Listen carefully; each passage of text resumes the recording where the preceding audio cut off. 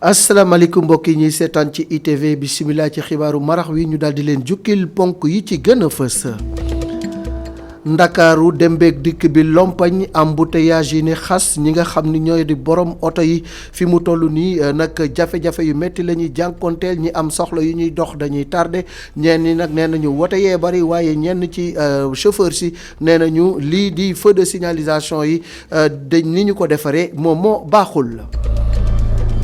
fële ca Sédhiou itamit arrondissement Karantamba ñoom nag dafa mel ni daal dañoo leen a dog seen diggante ak yeneen dëkk yi li ko waral mooy benn tëli ba fa nekkoon ndox ma dagg na ko xatit ba fi mu nekk nii dem beeg dikk ba lompañ na amatuñu fu ñu jaar askan bi di yuuxu wallu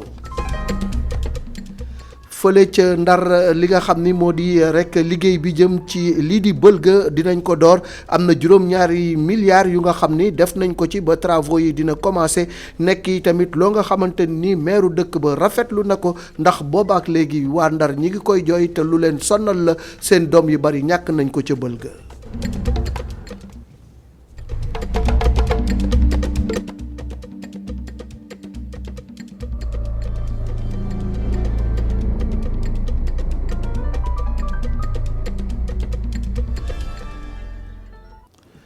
Ndakaaru embouteillage yi bari lool dem beeg dikk bi lompañ yor oto jafewul waaye tëli boo koy teg ba dawal ko moo lay jaaxal loolee nag tax na ba fi mu toll nii ñu bari ci askan bi ay coono la ñuy jànkoonteel ku ci am rendez-vous di nga ko tardé borom oto yi tamit naka noonu demuñu dikkuñu leenañu nag lu ci bari oto yi naam bari na waaye tamit ñi nga xam ni moo di feu rouge yi ni nga xam ne noonu lañ ko defaree ak nu muy doxee dëppoowul ak yoon te luy yokk jafe-jafe la Alassane Niang Moustapha Guèye.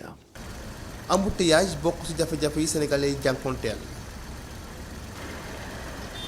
ci rond-point Demba Dipon mu mel ni fa la mbir yi gën a taree. embouteillage bi moom yaakaar naa moom ñun waay bëgg Dakar ñoo ko gën a yëg moom fi ñu toll nii dañuy wàcc heure bi nii mais balaa ñëw àgg suñu kër ay 20h wala 21h xaw naa métti trop sax. lu ëpp ñaari waxtu mu ngi toog di xaar ci taxeem ci diggante boo xamante ni mën na ko daw tolloo ko fukki simili. bari na moom. waaw attente bi moom bari na trop.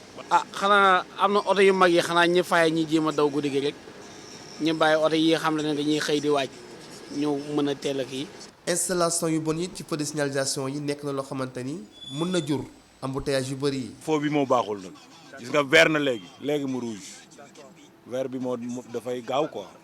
mais vraiment c'est difficile. embouteillage ci wàllu dem beeg dikk bi nekk na loo xamante ni daal nañ ko nemmeeku lu bëri ci réew mi rawatina ci Dakar mu nekk loo xamante ni daanaka askanu Sénégal dañ koy jànkonteel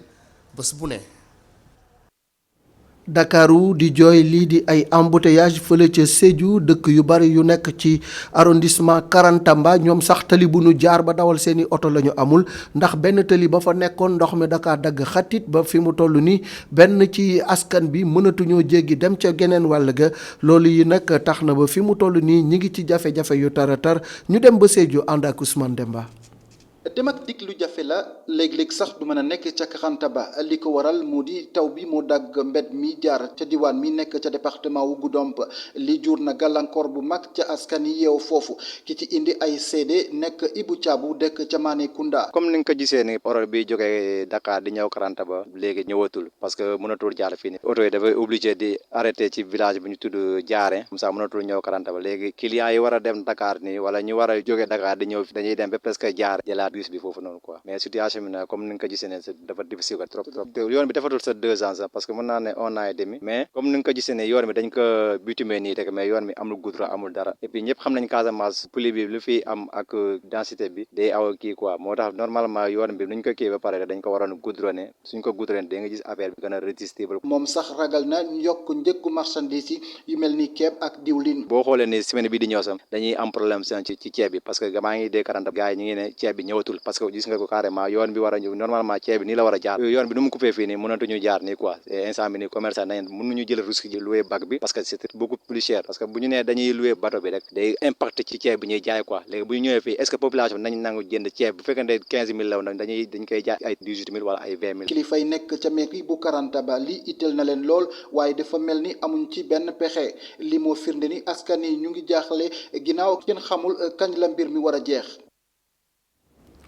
waa ONAS fas yéene jaar ci jumtuwaay yu xarala yi ngir rek jàppale askan bi ci li nga xam ni moo di camion de vidange yi pour ku ko soxla foofa ngay jaar léegi nag am na application bu ñu tuddee My ONAS loolu nag mooy jumtuwaay bu xarala bu nga xamante ni dina tax ba jëflante bi gën a gaaw li nga xam ne nag moo di camion de vidange yi dinañu jural ONAS lu toll ci 3 milliards ci suñuy koppar tey jii nag la ñu doon door def lancement wu loolu di My ONAS boobu nga xam ni ci teewaayu Lansana Niako Diaby nga xam ni moom mooy directeur général bu ONAS Lansana Niabi Sakho.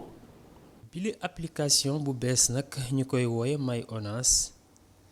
nekk na nag ab projet boo xamee ne daanaka ay at a ngi nii ngi ngànk kuréel gii di ONAS di ci liggéey mu nekk nag ab xarale goo xamee ne méngoo na ak jamono nara indi njëriñ lu bari nag ci li nga xam ne mooy jëm ci wàllu ngecci foos yi boobu le secteur sax fii ci Ndakaaru li nga xamee ne moom moo di chiffre d'affaires bi daal di nañ ko xayma ci 3 milliards ci suñuy koppar. benn mooy naka la leen mën jàppale pour seen liggéey bi nga xamee ni ñu ngi ci depuis plus de 10 ans suma juumul ñu gën ko ful loolu moo tax ñu mettre à la disposition benn outil koo xamee ne képp ku nga xamee ne sa kër da nga bëgg am vidange nga bëgg a def au lieu ngay téléphoner wala di woote ONAS naan dama bëgg vidange nga dem ci application bi rek ne dama bëgg vidange et puis ñoom ñu ñëw def ko loolu defe naa day permettre nit ñi gën a jege beneen bi mooy bu ñu xoolee opération vidange Dakar li mu tuuti 3 milliards la mais loolu mooy li ñu xayma ñoom am na leen loo xamee ne feneen la aw xaalis boobu defe naa bu ñu ko lalee sécuriser ko ñoom mën nañu monter li ñuy wax fonds d'investissement du ñu soxla dem di leb parce que secteur privé moo yor koom-koomu réew te ñun suñu gis-gis moo mës a nekk te defe naa mooy gis-gisu président de la République jàppale opérateur de vidange pour gën leen mën doole. ki nga xamee ne nag moom moo jiite lii di association des acteurs de l'assainissement du Sénégal xam le ne bile application ñëw na ci jamonoom ndax dina tax ba lii di client yi ñu gën koo yokk rawatina sax ñi nga xamee ne ñoom ñoo nekk ca bitim réew. ba nga xamante ni tey application bii nga xamante ni moom lañ fi teg vraiment dañ ciy sant di gërëm parce que dinañu permettre suñu ay camions yi ñu mën a yokk seen chiffre d'affaires parce que dinañu gis fépp dina am ñoo xamante ni dañuy nekk à l'étranger yor seen kër fii dinañ mën a toog à l'étranger fay vidange commandé fay ko loolu c'est extraordinaire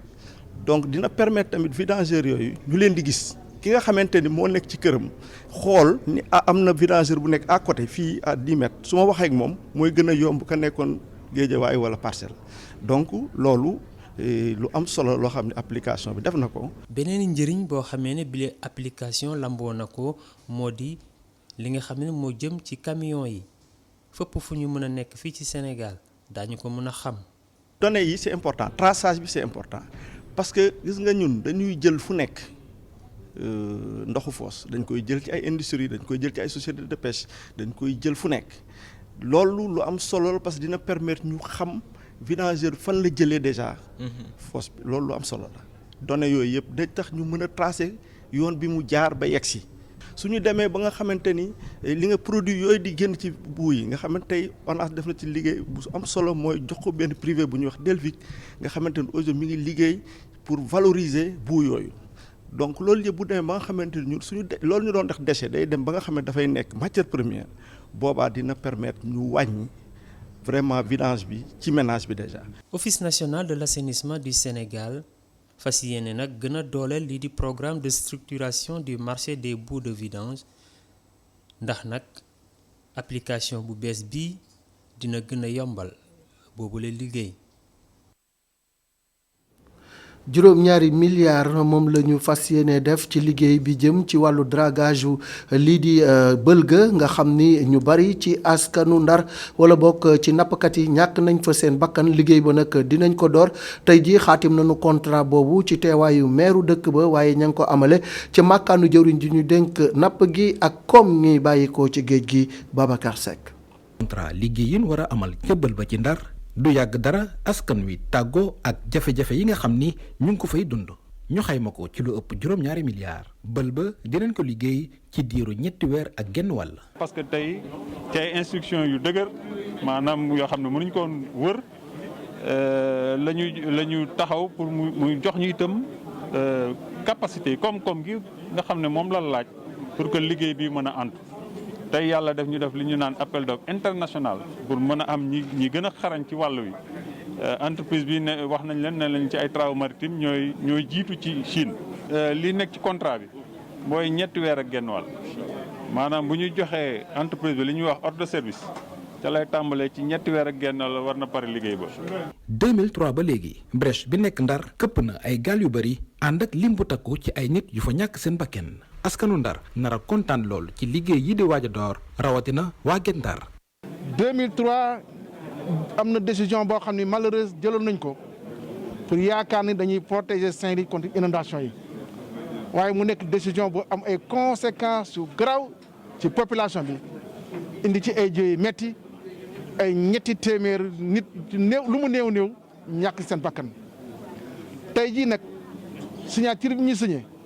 pour liggéey bi tàmbali fi léegi ay semaines yi néew dana tax maanaam képp ku dëkk Guet Ndar wala képp ku dugg Ndar sa xel dal sa fi dal. ngir may gaal yi ñu jàll diiru liggéey te du am benn gàllankoor dinañ sumb ay waxtaan ci askan wi yeewoo Ndar ngir xamal leen trafic bi naka lañ ko organiser.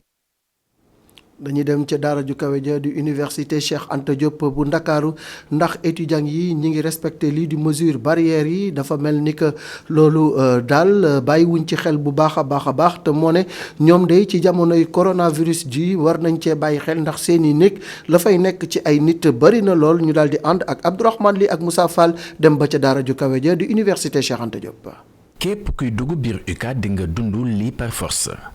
ka nga nekk étudiant wala ngay liggéey ci biir université bi bu weesoo ni léegi dugg biir UCAD yombatul képp ku fiy dugg faw nga fexe ba respecter lu ñuy wax mesure barrières yi ngir jëlee fi coronavirus. loole bu fa amee nag daa fekk ni ñooñu ñu dénk bërëb bile leer na leen ni mbas maa ngi fi ba tey même bu fekkee ni kaay yi wàññeeku na fi. buntu bi dañu fi teg ay mesures yoo xamante ni bu dee étudiant nga da ngay wane sa carte d'étudiant bu dee ñiy liggéey si kër gi am nañu ay carte professionnelle dañ koy wane bu dee nekk ci chantier yi tamit en général seen uniforme yi ñuy sol dañuy xam kii chantier bii la bokk parce que ci biir campus bi dafa am ay bâtiment yi ñu fiy tabax ouvrier yi dañ fiy ñëw ñooñu aussi tamit ñoom ñu ngi jàpp ci liggéey bi tamit ñoom tamit sensibiliser nañ leen dem ba gis seen i responsable ñu wax ak ouvrier yi nga xam ne dañ fiy dugg fu leen fii étudiants yi sax ñi nga xam ne ñoo tax ñu tabax université bi bu ñu ñëw fii dañuy coopérer pour cela ñoom ñëpp daal ñu ngi jàpp ci liggéey bi macha allah. jubluwaay wi daanaka mooy bañ a am cas fii ci UCAD muy bërëbu jàngukaay boo nga xamante ni ndongo yi ñu ngi ñaawlu nit yu bëri yu ñu mën a seetlu si nekk yi muy mbir boo nga xamante ni bokkul benn yoon ak tegtalu ñuy yëngu si wàllum wér-gu-yaram. si biir chambre bi juste dafa am ñoo xamante ni dañuy kii codifié nga gis sa xarit boo xamante ni amul fu mu nekk nga wax ko mu ñëw léegi bu ñëwee yéenay gérer chambre bi sûrement yenn saay mu tàng quoi am ñoo xamante ni dañuy génn si biti pour ñu fanaan fa bu ñu yeewoo après ñu delluwaat si néeg bi aussi foofu noonu on ne respecte pas les mesures barrières juróom-ñaari étudiants ñoom ñoo nekk ci chambre bi. chambre bi mën naa wax ni dafa ndaw ndax affaire bi xat na trop. muy nekk boo nga xamante ni balaa mbas mi fukki ndongo lañu mayoon ñu mën fee nekk léegi lim boobu dañu ko xàcc. Saliou Sarr nga ñuy yóbbu ngir wan ñu néegam.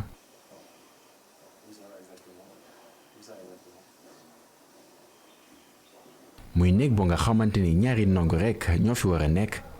wante ñeent ñoo fi fanaan. par exemple chambre boo xamante ne comme ay pavillon bay ñuy def ñeenti nit ñu ngi koy def actuellement à ñaari nit yooyu noonu dañuy jël décision boobu noonu rien que pour mën a respecter mesures barrières yi. am na ñoo xamante ne ñu ngi koy respecter mais am na ñoo xamante ne tamit mënuñu ko respecter carrément nekkul ne dañu ko bëggul respecter mais le problème en est que da ngay am sa rakk boo xamante ne actuellement mu ngi fii ni war a jàng amul fu mu loger da ngay obligé nga ñëw nga dugal ko ci chambre bi. jamono ji daanaka amagul dara loo nga xamante ne mën na indi njaxare rawatina lu jëm ci mbas mi fii ci UCAD ndongo yaa ngi jóge fu ne nag ngir tàmbaliwaat njàng mi nu mu waree. mu mel ni foofee ca université ba nag jël nañu matuwaay yu am solo ngir respecter mesures barrières yi loolu yi nag Abdoulaye Sow DG bu kudd mi ngi ci jël ay matuwaay yu am solo comme ni ñu ko gisee bala ngaa dugg faaw nga raxasu faaw yi tamit nga takk sa masque waaye néeg yi daal moom moo xaw a doy waar dañuy daal di dem ba fi nga xamante ni nag moo di ci biir dëkk bi waxtaan ak parents d'élèves yi ci wàllu vacances yi ñu nekk ndax ñoom dinañu yóbbu seeni doom ñu defee ay vacances yu neex yu mucc ayib ñenn ñi nee nañu déedéet ndax seeni poste dafa bënn li ko waral moo di coronavirus bi ñenn ñi nag nee nañu dinañu daal fexe ba korkoral li ñu yor a kus néew ngir bégal ci seeni doom Aminata Ba Moustapha Gueye. waajuru ndongo yu bëri jël dogal ren gi ni duñu génn ak seeni doom ci jamonoy vacances yi ñu nekk. année bi moom prévoir wuñu dara pour xale yi parce que ak pandémie bi moom lépp a taxaw mu toll ni moom ak école yi nu ñu facturer scolarité xale yi dafay xaw a métti moo tax ren ji moom xale yi moom nañ toog rek. ñoom nag li ñu fas yéene def mooy daal di desandi ak seeni doom seen biir kër yi. ñun moom demuñu fenn dañuy déglu musique seetaan télé utiliser smartphone yi dund en famille voilà demuñu fenn daal. wuute lool ak waaj yi. waaw man chaque année damay prévoir à l'avance budget boo xam ne pour sama doom yi la comme ça saa yi nu bëggee dem fenn ma yóbbu leen fa ñuy dem vacances mun a féexal seen yaram comme ça mun a tam jàng alxuraan si yenn dëkk yi comme ça suñu ñëwee ma yóbbu leen Ndar pendant 1 mois ñu mun a jàng alxuraan mun a tam foog si ak seen xarit yi. man en pendant dem leen di yóbbu Mbour si yenn club yi foofu wala tam ma yóbbu leen fii si booru corniche bi club bi fàtt naa nu mu tudd am na foofu ay terrain de jeu yu mu leen di yóbbu foofu voilà yooyu laa indi. déedéet man moom personnellement man instant coronavirus bi mënu ma andil problème si wàllu budget bi parce que man sama budget dama koy prévoir 2 ans 3 ans à l'avance. ndax mbas mi di coronavirus tax waajuru ndongo yi faw rek ñu desandi xale yi ci biir kër yi ndax ñàkkub koppar ak tamit ñuy xalaat ni ñuy def ba inscrire seeni doom ci année académique ak scolaire bu 2020-2021 bi ñu dëgmal. entreprise bi di Sodi Pharma lakk ba defub doom ña nga xam ne ñoo fay liggéeyee dese wuñu lu dul seeni rangoñ commandant bi nga xam ni moom moo yor nag mbirum daal def wàllu gi di Mame Diène Ndiaye dellusiwaat na ci lan moo indi lakk gi ak seen taxawaay ñu déglu ko ci micro Al Assane Ndiaye ñaaw. démb ci minuit 23 minutes la ñu woo les sapeurs pompiers de la caserne Malick Sy qui est tout près. pour ne leen am na incendie bu am ci entreprise bi tudd Sodi Pharma. aussitôt ñoom ñu jël disposition yi teel a ñëw bi ñu egsee effectivement fekk nañ pratiquement sax lépp takk na mais aussitôt ñoom ñu mettre en œuvre seen moyen d'extinction yi li ñu yoroon yëpp comme moyen pour fay lakk bi ñu daal di ko engagé ce qui les a permis très rapidement ñu circonscrire feu bi maîtriser ko mais malheureusement bi ñuy def yooyu yëpp mu am effondrement partie bâtiment bi mu am partie bu ci daanu loolu moo xaw a yéexal bokk na ci li xaw a yéexal liggéey bi waaw heureusement amul victime amul blessé amul décédé. waaw amoon na ay jafe-jafe yu bari sax waaw bi ci jiitu mooy accessibilité amoon nañ jafe-jafe non seulement pour dugal suñu oto yi ci biir mais ñun aussi pour ñu mën a dugg ci biir parce que fekk nañ ci biir déjà lépp takk na mu def embrasement généralisé en plus de cela fii amul hydrant maanaam amuñu fu ñu mën a rootee oto bi su jeexee rek da ngay daal di bàyyi li nga doon def mu dem rooti donc loolu bokk na ci li ñu gën a sonal.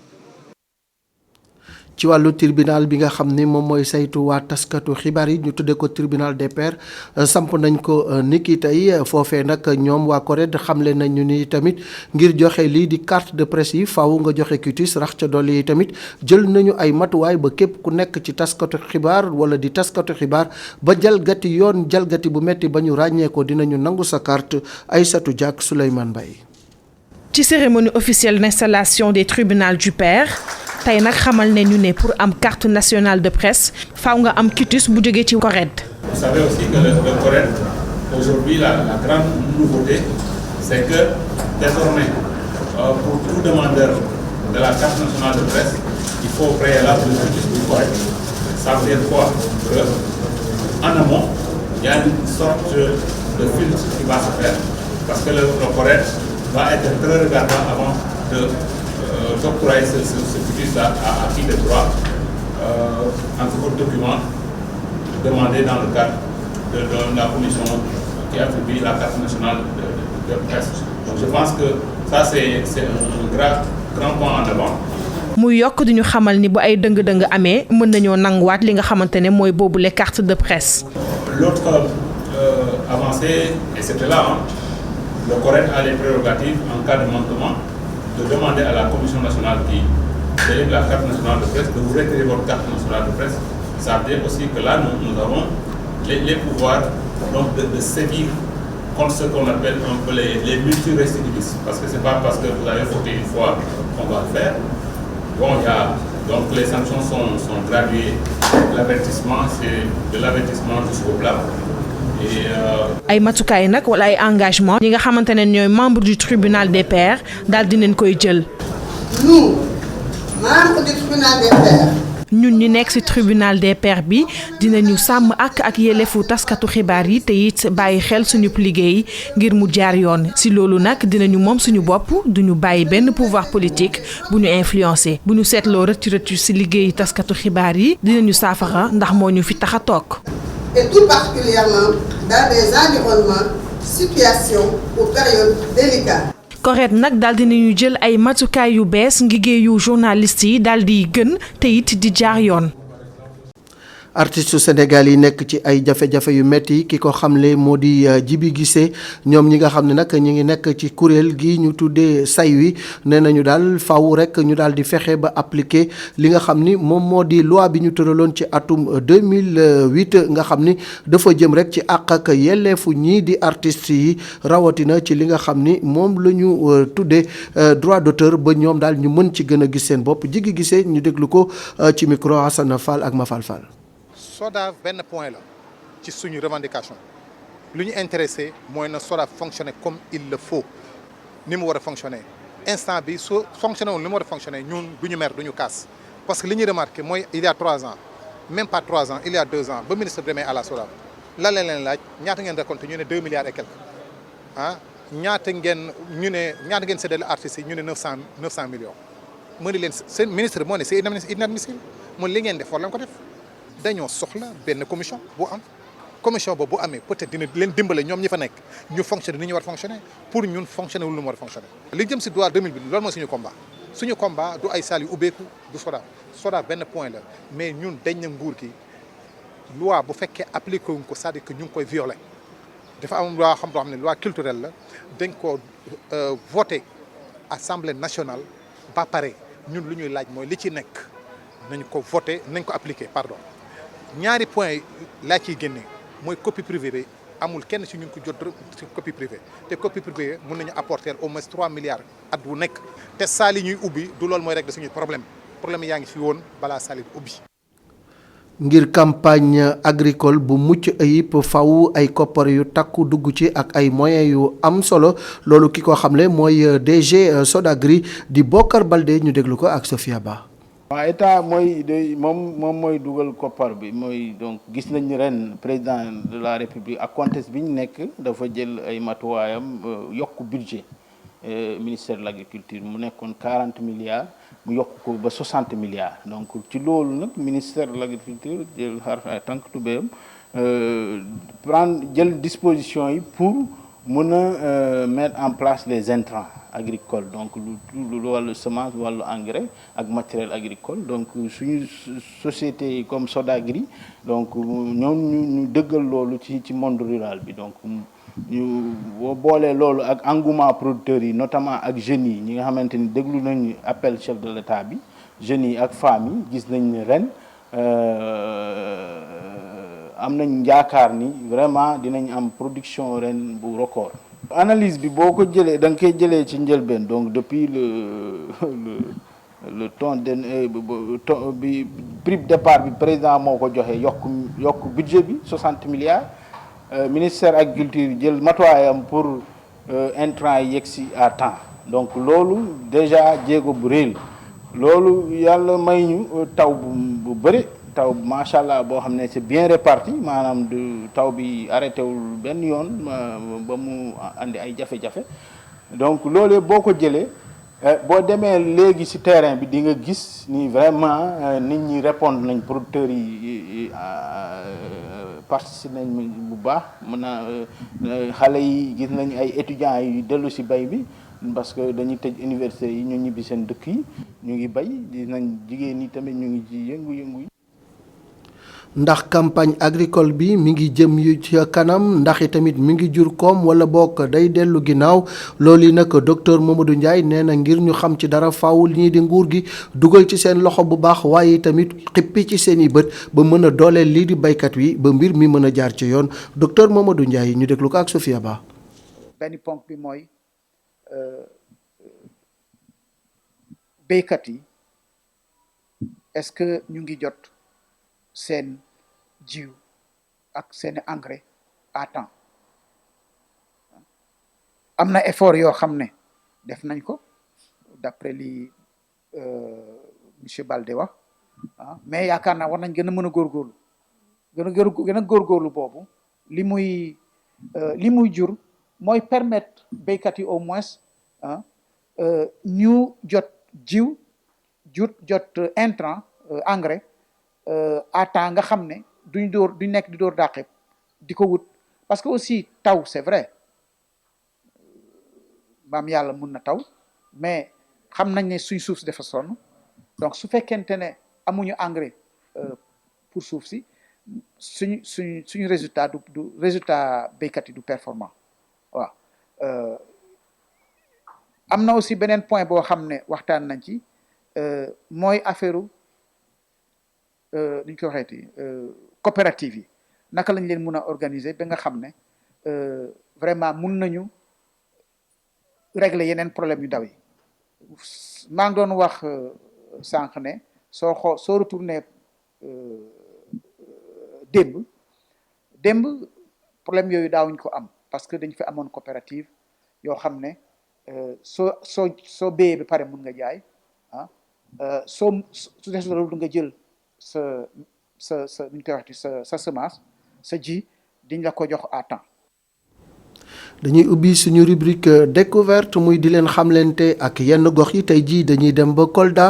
Kolda kon dafa mel ni que loolu yembagul ndax Kolda la ñu naroon dem ngir rek won leen ko dellusiwaat ci li nga xam ne moo di taarixu dëkk boobee ak garab googu ñu tuddee Moussa Molo dinañ ci dellusiwaat ci suñu yeneen i xibaar ak kii di Seydou Diatta dañuy àddu jëmale ci li nga xam ni moo di woppi coronavirus ji ak tolluwaayam fi mu toll nii tey jii nag am nañu juróom wala bokk fanweer ak juróom-benn cas positif juróom-ñeent fukk ak juróom-ñaar wér nañu waaye tamit bu ñu xoolee ci wàllu ñi nga xam ne ñoo ci ñàkk seen bakkan ñi ngi toll ci ñetti téeméer ak ñetti nit fi mu toll nii nag mel na ni jàngoro ji mi ngi xal di dellu ginnaaw ci réewum Sénégal. mbokk yi lii lañ leen indiloon ci xibaar ci marax wi di leen jaajëfal ci topp gi ngeen topp lii di i rajo ak ITV ak iMédia di groupe bu nga xamante ni saa yu nekk li leen tax a jóg mooy jox leen xibaar yu leer xibaar yu wóor xibaar yu dëggu di jaajëfal soxna Ramatulaay di jaajëfal yi tamit Modou Diouf doomu xiin wi ak gabaar mi jàpp ci lépp ba mu yemb jàngeen jëf bu subaak jàmm incha allah ci yeneen xibaaru marax